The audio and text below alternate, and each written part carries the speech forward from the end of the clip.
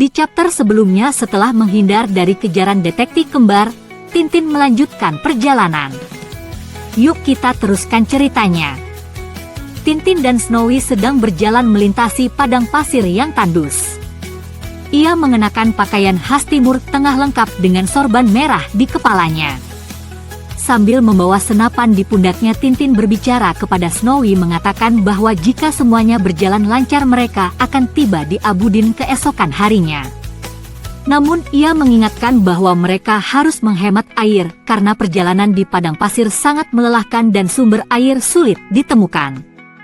Snowy tampak berjalan di sampingnya dengan penuh semangat meskipun tantangan perjalanan ini tidaklah mudah. Sambil memegang botol airnya, Tintin menyadari bahwa di sepanjang jalan tidak ada sumur. Ia tahu betul bahwa tanpa air perjalanan di gurun bisa berakibat fatal.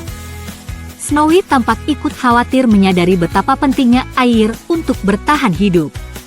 Tiba-tiba suara tembakan terdengar. Tintin terkejut dan refleks menoleh ke arah suara tersebut. Ia segera menyadari bahwa mereka sedang diserang dan harus segera mengambil tindakan. Tanpa ragu, Tintin berteriak kepada Snowy agar segera tiarap. Ia sendiri langsung menjatuhkan diri ke tanah untuk menghindari tembakan yang bisa mengenai mereka kapan saja. Dengan cepat Tintin merayap ke balik sebuah batu besar dan mengangkat senapannya siap membalas serangan. Snowy bersembunyi di belakangnya tampak ketakutan dengan situasi yang mendadak berbahaya ini. Salah satu peluru mengenai botol air Tintin membuatnya terlempar ke tanah. Air yang sangat berharga itu sekarang dalam bahaya dan Tintin menyadari bahwa ini bisa menjadi masalah besar bagi mereka. Peluru lain kembali menghantam botol airnya membuat suara "teng" yang menandakan botol itu bocor. Ini adalah situasi yang buruk karena mereka sangat bergantung pada air untuk bertahan hidup di gurun yang panas. Saat situasi mulai aman, Tintin melihat ke tanah dan terkejut melihat botol airnya yang berlubang. Ini menjadi masalah besar karena kini mereka benar-benar kehabisan air. Tintin mengutuk situasi ini bertanya-tanya apakah serangan ini hanya dilakukan secara asal atau memang sengaja untuk menghabisinya. Namun ia tetap waspada dan tidak mau lengah. Akhirnya setelah beberapa saat musuh tampak melarikan diri. Tintin mengamati dari kejauhan dan menyadari bahwa serangan itu gagal, tetapi ia tetap bertanya-tanya siapa yang mencoba menyingkirkannya. Dengan nada pasrah Tintin berkata bahwa meskipun ia tidak terkena peluru, botol airnya hancur dan itu hampir sama buruknya. Kini mereka harus mencari sumber air sebelum terlambat. Berjam-jam kemudian Tintin dan Snowy masih berjalan di bawah terik matahari. Mereka tampak kelelahan dan haus, tetapi mereka harus terus berjalan jika ingin bertahan. Tiba-tiba Tintin melihat sesuatu di kejauhan. Dengan penuh semangat ia berteriak kepada Snowy bahwa mereka beruntung karena melihat sebuah oasis. Dengan harapan baru Tintin berlari menuju oasis sambil berkata bahwa seseorang tidak boleh putus asa. Snowy ikut berlari merasa sangat senang dengan kemungkinan mendapatkan air. Namun harapan mereka sirna begitu melihat papan peringatan di dekat oasis itu. Tulisan di papan bertuliskan, "Awas ada Fata Morgana," menandakan bahwa yang mereka lihat hanyalah ilusi akibat panas gurun. Tintin kecewa dan berkata pada Snowy bahwa mereka terlalu cepat bergembira. Mereka masih harus mencari air yang nyata jika ingin bertahan. Namun tak lama kemudian, Tintin melihat sesuatu lagi dan kali ini ia benar-benar yakin. Dengan penuh kegembiraan, ia berkata kepada Snowy bahwa mereka selamat. Tintin menunjuk ke arah sebuah oasis lain dan berkata bahwa kali ini bukan Fata Morgana.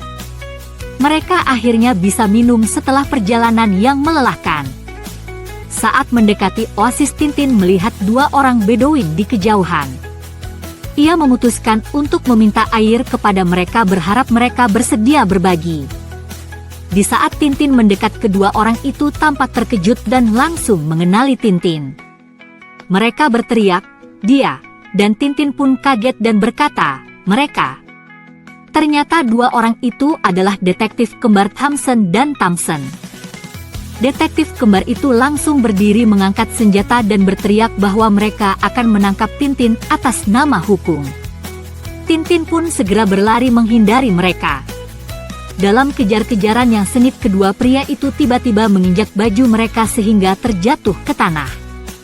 Kejadian ini memberi Tintin sedikit waktu untuk melarikan diri lebih jauh. Kedua pria itu berdebat karena kecelakaan yang mereka alami. Salah satu menyalahkan yang lain karena memakai pakaian Arab yang membuat mereka tersandung, sementara yang lain beralasan bahwa pakaian itu justru membuat Tintin mendekati mereka. Mereka bangkit kembali dan yakin bahwa mereka masih bisa mengejar Tintin karena ia sudah tampak kelelahan. Dengan penuh semangat mereka kembali memburu Tintin. Dari kejauhan mereka melihat kepala bersorban merah di balik bukit. Mereka menganggap itu pasti Tintin yang ada di balik bukit pasir. Mereka langsung menunjuk ke arahnya. Dengan strategi mereka merayap mendekati Tintin bersiap untuk memukul kepalanya tanpa memberi kesempatan untuk lari lagi.